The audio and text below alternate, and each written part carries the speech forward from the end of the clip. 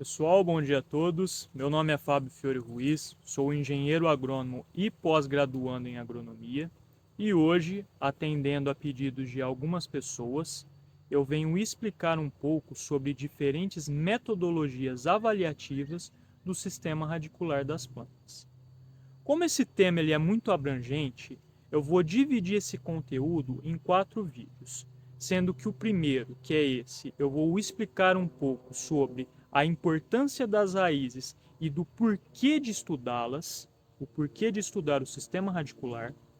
O segundo vídeo, explicando sobre as metodologias avaliativas do sistema radicular, envolvendo as metodologias destrutivas e as metodologias não destrutivas.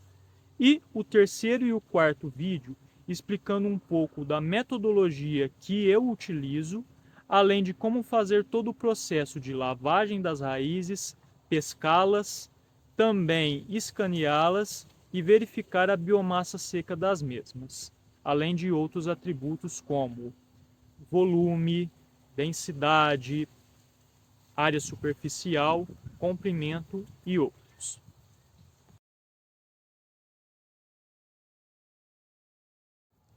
Pessoal, antes de eu começar a falar sobre o conteúdo do vídeo, eu vou deixar aqui na descrição o nome do material que eu estou utilizando para conversar sobre esse assunto com vocês. É um livro chamado Plant Roots: The Hidden Half, que ele foi editado por 3 pesquisadores de diferentes universidades de Israel, além também de ter o conteúdo de outras pesquisas de diversos pesquisadores.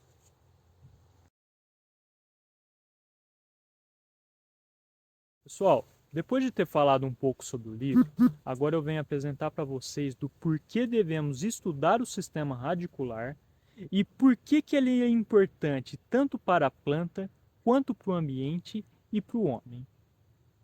As raízes são órgãos vegetais que possuem as suas funções primárias e as suas funções secundárias.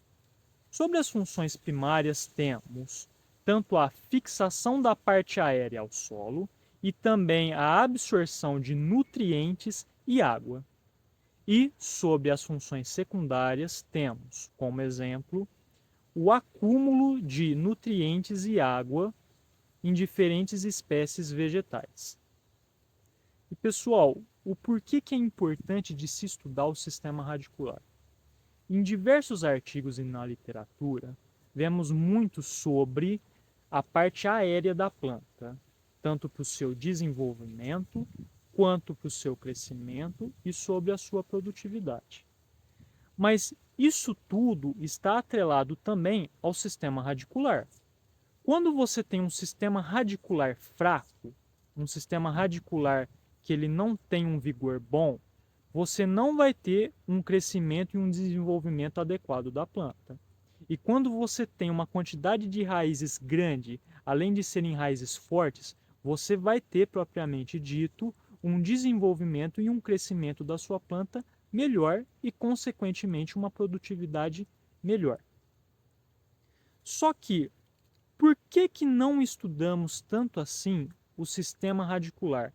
Por que os trabalhos sobre sistema radicular são escassos? Praticamente por 2 motivos. O primeiro, são muito trabalhosos. Existem diferentes metodologias para verificarmos o sistema radicular e para quantificar biomassa, comprimento, arquitetura, volume e outros.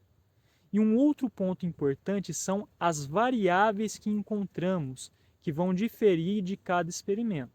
Por exemplo, as variáveis no solo, suas condições físico-químicas e biológicas.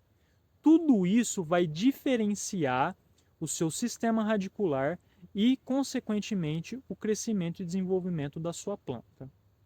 Mas o porquê que devemos estudar o sistema radicular? Para compreendermos melhor essas duas partes, tanto da parte vegetal, da parte aérea, quanto a parte vegetal que está entre o solo, e também por outros motivos, como por exemplo, diferentes raízes, diferentes espécies espécies de plantas produzem substâncias alelopáticas que podem matar, por exemplo, bactérias, fungos e até nematóides. E um outro ponto muito importante também, que está sendo muito divulgado, é o sequestro de carbono. Quando a planta, por meio da fotossíntese, adquire aquele carbono, parte dele vai parar no sistema radicular e propriamente no solo. E o que esse carbono no solo, o que vai acontecer com esse carbono? Ele não vai para a atmosfera.